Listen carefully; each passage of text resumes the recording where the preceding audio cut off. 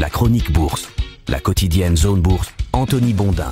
Bonjour tout le monde, bienvenue dans ce point de marché Zone Bourse du vendredi 11 juillet 2025, ça s'appelle Lost in Taxation. La cacophonie douanière de l'administration américaine est telle qu'elle devient presque inaudible pour le marché et de toute façon, les investisseurs ont l'air de s'en préoccuper comme de leur premier slip. Ce qui compte, c'est une bonne saison des résultats avant d'aller bronzer quelque part. Et puis de toute façon, s'il y a un truc qui cloche, eh bien la Fed est là en cas de pépin. Donald Trump a plutôt bien mené sa barque jusqu'ici, ou plutôt disons que le rapport de force séculaire en faveur des États-Unis combiné à la capacité d'adaptation du président américain lui a un petit peu facilité la tâche. Il n'empêche, il se piège régulièrement avec ses ultimatums au point que ses tactiques deviennent un petit peu trop caricaturales. Ainsi, la date du 9 juillet, présentée comme la limite ultime pour signer des accords commerciaux avec les États-Unis, n'a finalement pas réglé grand-chose. La Maison-Blanche a bien asséné unilatéralement quelques surtaxes, mais les négociations avec les pays les plus stratégiques n'ont pas encore abouti. Et paradoxalement, c'est peut-être avec l'Union européenne que les tractations semblent les plus proches de se concrétiser, même si Bruxelles n'est pas à l'abri d'une ruade d'un Donald Trump qui aime lancer des attaques avant le week-end, histoire de faire mariner un petit peu la partie adverse. Le Japon et la Corée du Sud, pour leur part, traînent les pieds, le Mexique a l'air d'avoir disparu de la circulation, et quant au Canada, il vient d'apprendre pendant la nuit qu'il subira une surtaxe de 35% à compter du 1er août. Alors c'est moins que celle qui a été promise au Brésil la veille, 50%. Toutefois, la taxe visant le Canada s'entend hors produit couvert par l'accord USA-Mexique-Canada qui avait été signé il y a quelques semaines, a quand même pris soin d'indiquer un responsable de l'administration américaine, histoire d'adoucir un petit peu les commentaires de son patron. Pour faire bonne mesure, Donald Trump, visiblement agacé que personne n'ait respecté ses injonctions dans les temps, a quand même laissé entendre qu'une surtaxe globale de 15 à 20% était toujours envisageable pour ceux qui exportent des produits vers les États-Unis. Cette dernière annonce a quand même fini par crisper un petit peu les investisseurs, en tout cas ces dernières heures, parce qu'auparavant, eh bien, ils étaient toujours sur leur petit nuage haussier. Le S&P 500 a même signé un énième record, même si la séance a manqué un petit peu de souffle. Les résultats et les perspectives rassurantes de Delta Airlines ont dopé les valeurs cycliques, un petit peu comme si la tendance définie par la compagnie aérienne allait servir de matrice à la saison des résultats trimestriels qui se profilent. C'est bien simple, la dramaturgie autour des droits de douane semble être à peu près sortie des grilles de valorisation des investisseurs. Le patron de JP Morgan, Jamie Dimon, s'en est ému hier en mettant en garde les marchés contre leur complaisance face aux effets des surtaxes douanières. Un marché qui semble imiter la réponse que lui avait faite le secrétaire au Trésor Scott Bessent en juin lorsque Dimon avait alerté sur la dette américaine. Bessent lui avait alors rétorqué avec un sens de la formule indubitable « Je connais Jamie depuis longtemps et tout au long de sa carrière, il a fait des prédictions de ce genre, heureusement aucune ne s'est réalisée ».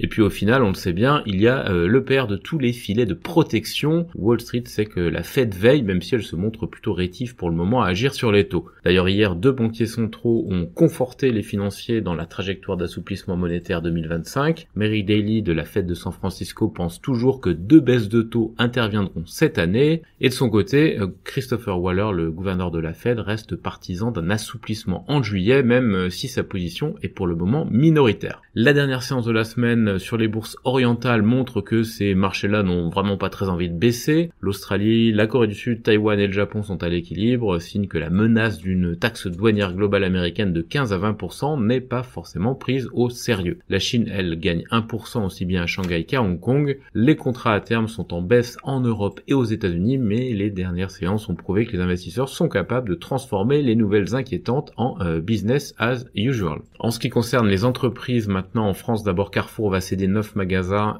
dans l'Hexagone pour environ 70 millions d'euros. Airbus a remporté un gros contrat de cyberdéfense avec la DGA. Technip Energy a remporté aussi un contrat qui représenterait environ 250 à 500 millions d'euros de chiffre d'affaires pour une unité flottante de gaz naturel liquéfié en Afrique.